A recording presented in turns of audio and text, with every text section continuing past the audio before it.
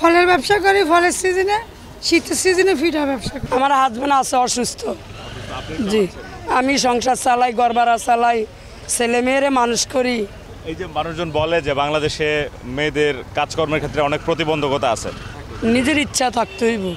আমি নিজের ইচ্ছা মতনই কাজ করি, নিজের ইয়ে মতন কাজ করি, সুন্দর চলতে আছি, খাইতে আছি, কোনো অসুবিধা নেই। নিজে কর্ম করে খাই, আল্লাহ আছে একজন, আমি আছি একজন, আমি কেউর কাছে হাত পাতি না। মূলত এই এলাকায় উৎপাদিত যেসব ফল ফসল রয়েছে সেগুলো এখানে চলে আসে।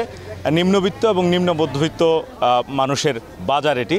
কিছু আছে নদী ভাঙ্গা, কিছু আছে যেমন স্বামী পরে তো স্বামীরা পালিয়ে উঠে যায় গিয়া, অনেক কষ্ট দুঃখী মহিলারা মানে এই ব্যবসায় লাইমে গেছে। তো ওরা তো আমাদের এখান থেকে মানে মাল যে নেয় ওদের কোনো পুঁজি লাগে না, ওনারা আমাদের এখান থেকে নেয় বাকি। আমাদের এইখানে আপনার ব্রিজের ওপারে একটা বাজার আছে, বউবাজার। বউবাজারে মোটামুটি অনেক ক্রেতা, 1-2 জন না, 20-30 জন ক্রেতা আছে।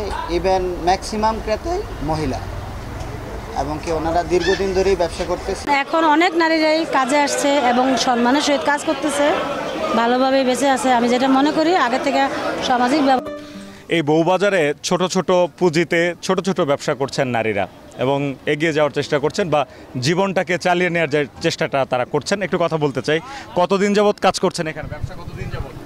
ওইসে না 10-12 বছর ধরে করি। আজকে কয় টাকার মাল আনছেন? আজিয়া 1000 টাকার মাল। কত লাভ হবে? কি লাভ, আজ এই যে করলা মারলাম যে ফাঁকনা দিয়ে দিয়েছে, দুনিয়া আবার ফাঁকনা দিয়েছে, এক মাপে না 200-300 টাকা লাভ হবে। 300 না 50-60 না, 50-60 টাকা লাভ হবে। হ্যাঁ। কয়টার সময় আসছেন বাজারে? না 8টার সময় এসে। 8টার সময় আসছেন, কয়টা পর্যন্ত থাকবেন? থাকবো মনে করেন 8 তারিখ, 2টা তারিখ খাবো। সারাদিনে 50-60 টাকা লাভ দিয়ে পোষাবে? আমি আনতারি না বেশি, আমি বেশি আনতারি, অল্প করি আনি, অল্প করি বেশি। আমার ভাবি আছে, আমার আম্মা আছে, তারা কষ্টগুলো একেবারে খায়, ভাই বোন আছে, তারা সহযোগিতা করেন? অবশ্যই সহযোগিতা করি। আমি যেটুকু পারি এটুকু করি। কেন বাজারটা দিছে অনেক ভালোই হয়েছে, অনেক মহিলাকেও বাজার করতে পারে, পাশাপাশি মানুষের অনেক চলেবিরা খাইতে পারতেছে। এমন আছে এখন এখানে 10 টাকার কাঁচামরিচ পাওয়া যায়, 5 টাকার কাঁচামরিচও পাওয়া যায়। নতুন বড় বড় বাজারে তো এই 5 টাকার কাঁচামরিচ বেছে না। ওই কুমড়া লইছি 1 কেজি 20 টাকা দিয়ে, তারপরে পেঁয়াজ লইছি 80 টাকা দিয়ে 1 কেজি, রসুন 100 গ্রাম লইছি 40 টাকা দিয়ে। আপনি কি পান কিনলেন? হ্যাঁ। কয় টাকার পান কিনলেন? 40 টাকা। এখানে বাজার করেন রেগুলার? হ্যাঁ করি তো, কাছে বাজার অনেক দিকে করতে। কেমন লাগে এই যে মহিলারাই বিক্রি করে, ভালো লাগে? ভালো লাগে আর কি, বাজার আমরা মহিলারা বিক্রি করে তো। বুঝতেছেন কারণ এটা তো যারা মহিলা তারা বিক্রি করবে না, তারা বিক্রি করলে খাইব, হাক খাইব কই? তোর হাক খাইব কে? ওরা না নিলে আপনি খাইবেন না, আমি খাবো। আচ্ছা, এখানে তো মহিলারাই বেশি বাজার করে, আপনাকে কিছু বলে না? না, কি বলবো, বাজার তো মহিলা বাজার একটু কমে পায়, একটু কম টম পায়। বউবাজার থেকে বাজার করেন রেগুলার? রেগুলারই বাজার করি। আচ্ছা, কেমন লাগে? ভালো লাগে। যে মহিলাদের কাছ থেকে কিনেন, যে বিষয়টা কেমন লাগে? মহিলাদের কাছ থেকে তো কাঁচামাল কিনি, এটা 10 টাকা 20 টাকা তরকারি 10 টাকা দিয়ে কিনতে পারি। এটি সব আমরা এলাকায় থাকি, গরিব মানুষ বেচা কিনি করে খাই, কম দামে জিনিস পাই, মাইসে নেয়। বাজারে তো অনেক দাম জিনিসের, তা আমরা লাটামাটা মাল আনি বেশি। পুরুষ সবাই আমরা যাই বলছি, সব লোকে এরকম 50-60 জন মহিলারা এসি যায় কইছি, অনেকেরা রাখছে বাজার এটা রাখছে, ওনারা এটা উড়ায় না। এটাকে বউবাজার বলে কেন? এটারে বউ বাজার করে যে মহিলারা বেচা কিনি করে, এলিগা বউ। চাল, ডাল, তেল, লবণ, মাছ থেকে শুরু করে এমন কিছু নেই যে এই বউবাজারে পাওয়া যায় না। আমরা যেমন আছি একটা ভ্রাম্যমান কাপড়ের দোকানে, এখানে ব্যবসা করছেন একজন নারী, তার সঙ্গে আরেকজন আছেন। কেমন আছেন? ভালোই আছি। কতদিন যাবত ব্যবসা করছেন এখানে? এই করি তো এদিকে 1 বছর ধরে। আমার এদিকে লুঙ্গি আছে, গস কাপড় আছে, ওন্না আছে, থ্রিপিস আছে। কেমন দামে বিক্রি করেন? হস্তে বিক্রি করি। আচ্ছা, যারা আছে তারা কারা কিনে আসে? মহিলারাই কিনে? মহিলারাই বেশি কিনে। আপনি একাই ব্যবসা করেন না আপনার সাথে লিখে? আমার স্বামী।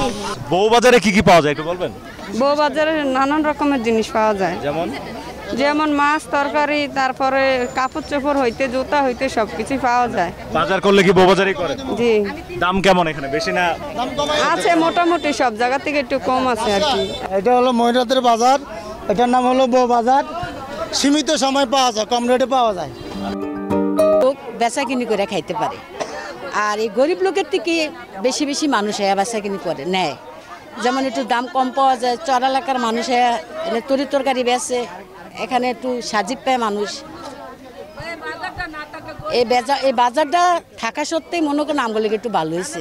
যেমন আমরা যেটা কিনে 20 টাকা দেয়, এটা কিনে আনো 10 টাকা দিয়ে, আমাদের একটু সুবিধা হয়। এটা বারবার উঠে দিতে চায়, বারবারই আমরা জরগা করে এই জায়গাটা রাখি।